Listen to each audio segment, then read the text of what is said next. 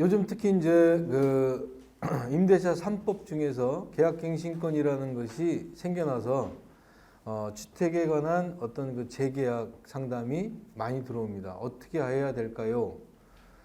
옛날에는 그냥 그런 거 없이 그냥 묵시적 갱신으로 넘어가든 뭐 하든 간에 별 의미가 없었는데 요즘은 임대인도 그렇고 임차인도 그렇고 계약갱신권이라는 어떤 그 틀에 박혀서 강박관념에 박혀서 너무 많은 사건 사고가 터지니까 과연 이거를 어떻게 해야 될까를 상담을 해오고 문의가 많이 오고 있습니다. 재계약할 때. 그러면 우리 부동산에서는 이거를 어떻게 얘기를 해주는 게 좋을 것이냐. 임차인을 위해서 임차인을 위한 쪽으로만 얘기할 것이냐 아니면 임대인을 위할 것이냐. 보면 사실은 임대인한테 좀 흘러갑니다. 왜냐하면 임대인이 돈을 벌어주니까. 그죠? 임대인이 물건을 우리한테 줘야 되니까.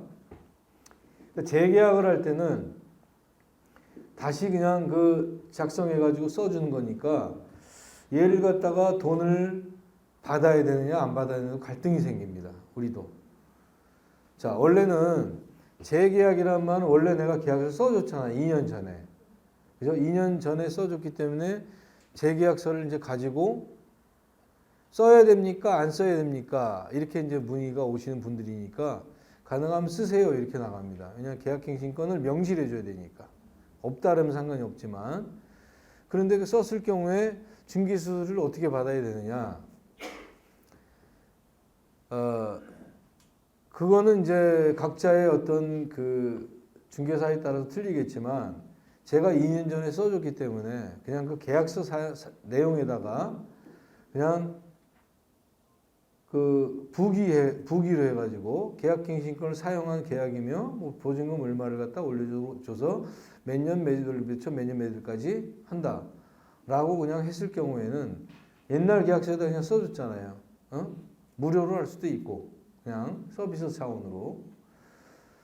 근데 이거를 다시 계약서를 다시 작성하는 경우 그때는 이제 신고를 해야 되니까 전월세 신고제가 들어가 있죠. 6월 1일 날부터. 그렇게 되는 경우는 일단 내 인장과 모든 도장이 다시 들어가야 되잖아. 2년 동안 다시 내 책임이 되는 거잖아요. 그죠? 그럴 경우에는 원칙적으로는 중개보수를 다 받아야 됩니다. 그러니까 그거는 다 받아야 될지 조금만 뭐 10만 원, 20만 원만 그냥 받고 해드릴게요라고 할지는 여러분들의 재량에 달려 있는 것이고 그거는 뭐 법에 나와 있는 것은 아닙니다. 임대차 3법에 의해서 6월 1일 날부터 전월세 신고제가 생겨났죠. 그죠? 전월세 신고제라는 얘기는 일단은 보증금 6천만 원 또는 월세 30만 원 이상의 신규 갱신 계약은 신고가 의무화가 되도록 되어 있습니다. 그렇죠? 그러나 보증금 변동이 없고 주인이 변동이 그대로 없으면은 신고 의무는 없습니다. 그대로 있는 경우는. 그래서 아무튼 6천만 원, 30만 원 이상이면 전월세 신고를 해야 될 의무가 있는 것이고요. 그러면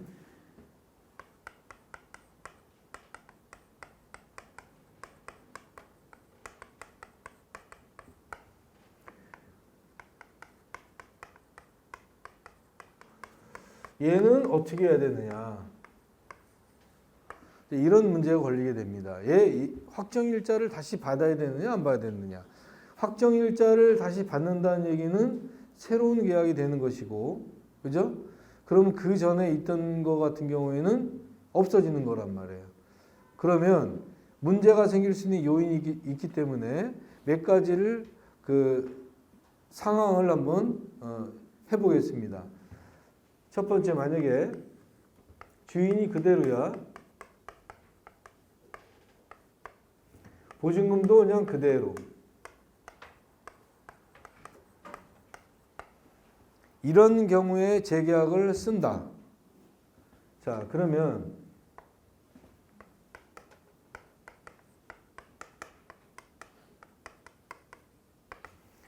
임대인 입장에서는 계약서를 쓰는 게 좋겠죠. 왜? 계약갱신권이라는 게 생겨났잖아요. 그죠? 계약갱신권을 그러니까 있는 계약서에다 그냥 그렇게 써주든가 계약갱신권을 부기를 써주든가 아니면 임대인 입장에서는 무조건 계약갱신권을 사용 유무를 명기를 해주는 게 편안하겠죠. 그죠? 그래야 내 2년 후에도 내가 어떤 변동에 의해서 내보내든가 써버렸으니까. 그죠? 계약금, 어떤 보증금을 확 올리든가 이렇게 될 수가 있는 거 아니에요. 그러니까 유무를 명기를 해주는 게 유리하다는 얘기죠. 그러니까 재계약서 작성이 유리하다는 얘기야. 임대인 입장에서는. 그러나 임차인 입장에서는 그냥 묵시적으로 가는 게 좋죠. 뚱으로 가는 게 좋죠. 왜냐하면 뚱으로 가면 2년 후에 다시 계약갱신권을 사용할 수가 있잖아. 그렇죠? 그러니까 얘는 그냥 묵시적 갱신으로 가는 게 유리하다는 의미가 되겠죠. 그러니까 공인중개사가 임대인 편을 드느냐, 임차인을 편을 드느냐는 이런 상황에 맞춰가지고 여러분들이 얘기를 해주면 된다는 얘기예요. 그렇죠? 그대로니까. 자, 그리고 두 번째. 주인은 그대로인데 보증금을 증액을 했어요. 자, 이런 경우에도 계약서를 쓰는 게 임대인은 무조건 유리합니다. 계약갱신권이라는 게 생겨났기 때문에 표시를 해줘야 되니까 계약갱신권을 표시를 해줘야 되니까 계약서를 쓰는 게 유리하다는 얘기야. 무조건. 그죠? 그런데 만약에 임차인이 이제 문제가 된단 말이야. 보증금을 증액을 했어요. 그래서 임차인 같은 경우는 어떤 걸 봐야 되냐면 등기부 등본을 확인해 봐야 돼. 증액을 했잖아. 그죠? 자, 그래서 등기부 등본이 이상무다. 그러면 확정일자를 다시 받아도 상관없죠. 어차피 1순위 아니야. 다시 받아도. 그렇죠? 등기부 이상의 다른 권리관계가 없으니까 다시 내가 새 계약서를 작성해서 다시 받아도 나는 어차피 1순위야. 그죠? 그러니까 이상무일 경우에는 확정일자를 다시 받는 거야. 그죠? 확정일자를 다시 받기.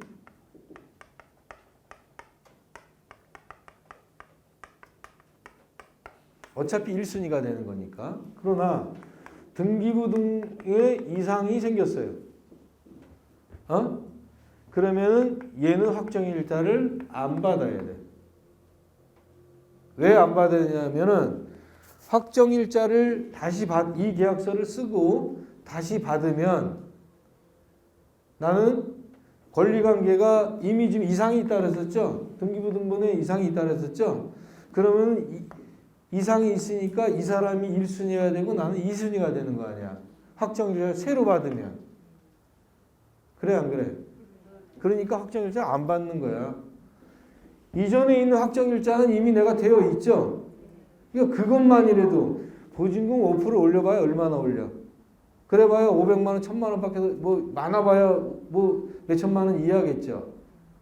그거는 서로가 믿음을 갖고 가는 수밖에 없다는 거야. 내가 이 집에 꼭 살아야 될 이유가 있다면, 보증금을 올려주고 살아줄 이유가 있다면 나머지 보증금을 보호하기 위해서 확정일자를 안 받는 거예요. 전에 있는 확정일자는 이미 되어 있기 때문에. 만약에 3억인데 3억에 전세가 들어가 있으면 3억 1,500으로 올라가는 거죠. 1,500은 좋다. 내가 너를 믿는다. 이렇게 할 수밖에 없는 거예요. 3억 1,500으로 다시 계약서를 쓰고 확정일자를 다시 받는 순간 나는 3억 1,500 전체가 이순위로 밀려버리니까. 이해되시겠어요? 그렇게 하면 된다는 얘기고. 세 번째, 주인이 바뀌었어. 바뀌고 보증금이 그대로. 이런 거 같은 경우는 일과 동일. 그렇잖아요. 보증금 그대로니까. 어차피 주인만 바뀌었을 뿐이지 보증금 그대로니까 이 주인이 모든 걸 승계하는 거가 되는 거잖아요. 그렇죠? 그러니까 똑같은 일과 동일이 되는 거야. 그죠? 그 다음에 네 번째 같은 경우에 뭐 주인이 바뀌고 보증금이 증액이 됐어요. 그럼 얘도 이와 동일이지 뭐야. 그렇죠? 어찌됐든 간에 주인이 바뀌든 주인이 그대로든 결정 지을 수 있는 거는 보증금이 그대로냐 아니면 보증금이 증액이 되냐. 보증금이 그대로라는 거는 임차인 입장에는 계약갱신권만 사용 유무만 해주면 되는 거고, 임차인 입장에서는 묵시적 갱신으로 가는 게 유리하다는 얘기고, 그죠? 확정일자는 그대로 가지고 보증금 그대로니까. 주인이 그대로건 바뀌든지 간에 보증금이 증액이 됐을 경우에는 무엇을 보라? 등기부 등본을 봐라. 등기부 등본을 봐서 이상이 있으면 확정일자를 다시 안 받는 것이고, 이상이 없으면 확정일자를 다시 받아도 나는 어차피 1순위니까 새 계약서로 가주는 것이고, 둘 다의 공통점은 전에 계약서, 만약에 신규 계약서 쓴다면 전 계약서와 신규 계약서를 둘 다 가지고 있는 것. 둘 다 가지고 있는 거야. 이 계약이 완벽하게 소멸이 될 때까지는 전의 계약서와 새로운 계약서를 다 가지고 있는 것. 그것이 우리가 중개사 행위를 할 때 임대인이나 임차인에게 어떤 조언을 드릴 수 있는 것이 되겠습니다. 되셨죠?